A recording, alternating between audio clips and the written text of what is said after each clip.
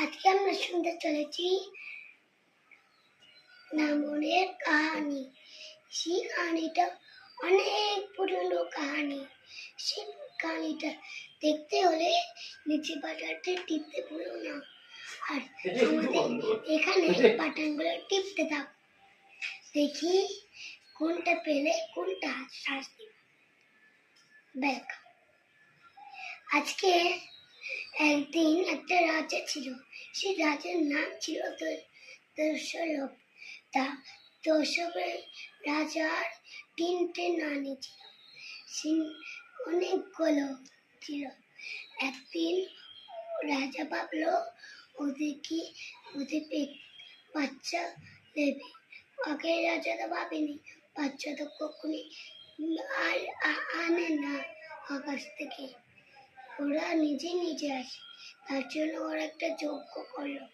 তারপরে একটা মণিবেরকে ডাকা হলো, ডেকে আগে থেকে একটা পুরো একটা বললো এই জল এটা খেতে খেতে করে তিনটে মেয়ের ছেলে হলো।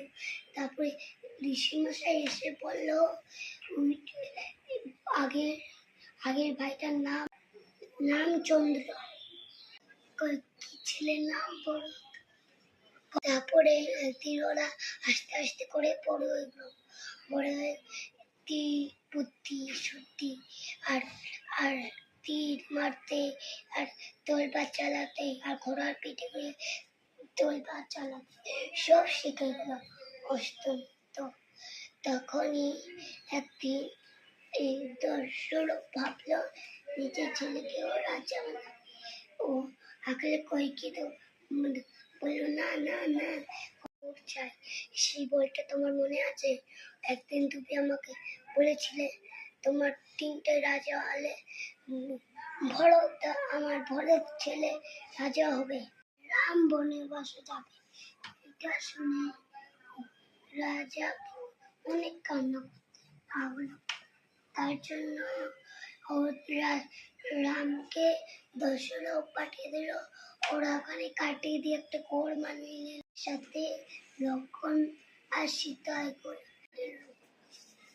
একদিন ওরা বনের পাশে গিয়ে চাষ করলো। তখন একটা রাক্ষসী আসলো। সেই রাক্ষসীটা রামকে বিয়ে করতে চেয়েছিল। বললো না, আমার তো একটা বউ আছে। তারপরে বললো কি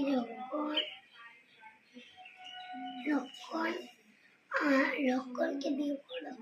তিনি লক্ষণ নিচে তাকালো, দেখলো ওটার নিচে একটা, বললো না তুমি একটা ভাইয়ের মেয়ে না, তুমি একটা রাক্ষসী। ওর নাম তীরটা ছুড়ল আর কেটে দিল। ও যারা জন্য কাঁপতে কাঁপতে নিজে ভাইয়ের কাছে আসলো। ভাইটা শুনে অনেক রেগে গেল। একটা যুদ্ধ হলো সেই। তারপরে রাবণ অনেক রেগে একটা রাক্ষসকে বললো সব তুমি সরেন হয়ে এমন থাকো। তারপরে তিনি নামটাকে ধরতে যাবে, তিনি আমি সীতাকে নিয়ে পালিয়ে যাবে। এটা শুনে অনেক ভালো শোনার হলে রাম ওটার পেছনে ছুটতে গেল। তিনি বলল ভাই যাও, তোমার দাদা বসিতে পালিয়েছে। ও ছুটে গেল, একটা গোল্লা পাঠিয়ে দিল। ও তারপরে রাবণ আসলো, টেনে দিল। তারপরে ওই তিনি ওইটাতে ঢুকতে গেল, আগুন জ্বলে গেল। ও বললো তারা অন্য আসছি, ওর বাইরে গেল। তিনি রাবণ নিজে আজকে ডুব দেখালো। তারপরে তখনই ভাইরা এসে দেখলো সীতা কাউকে নেই। ও অনেক দুঃখ হয়ে গেল। তারপরে ও কান্না বাঁচবে, ওই তো সোজা পুরো পাখি এসে ওইটাকে হামলা করতে চায়। তিনি তলবার দিয়ে ওর পাখনা কেটে দেয়। বলে ও রাবণকে নিয়ে যায়। ওরা হাঁটতে হাঁটতে একটা ঘরে পৌঁছে যায়। হনুমান তাদের রক্ষা করে একটা বীজ বানায়। সেই বীজের উপরে চলে গিয়ে তারপরে ঘরে পৌঁছে যায়। তারপরে একটা খুব ছোট্ট হয়, তারপরে মেরা ফেলা হয়।